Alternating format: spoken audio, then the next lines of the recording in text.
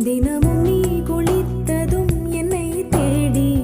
என் சேலை நுனியாலும் தலை துடைப்பாயே அது கவிதை